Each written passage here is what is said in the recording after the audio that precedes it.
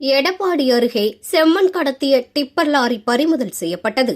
சேலம் மாவட்டம் எடப்பாடி அருகே பக்கநாடு ஊராட்சி பக்கநாடு, ஆடையூர், ஆனைப்பள்ளம் மற்றும் ஆடுவாப்பட்டி பகுதியில் செம்மண் அனுமதி பெறாமல் கடத்தப்பட்டு வருகிறது.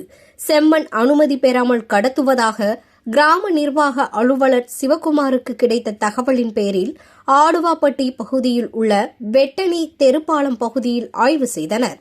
அப்போது அந்த வழியாக வந்த டிப்பர் லாரியில் செம்மண் லோடு ஏற்றி வந்த லாரியை நிறுத்தி விசாரித்தபோது அனுமதியின்றி செம்மண் கடத்தி வந்ததாக தெரிய வந்தது. அப்போது லாரி டிரைவர் தப்பி சென்று விட்டார்.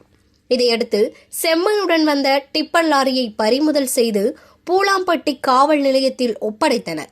பின்னர் டிப்பர் லாரி உரிமையாளர் சீரகன் மகன் வெங்கடாசலம் மற்றும் தலைமறைவான டிரைவர் மீது காவல் ஆய்வாளர் ரேணுகாதேவி வழக்கு பதிவு செய்து தேடி வருகிறார்.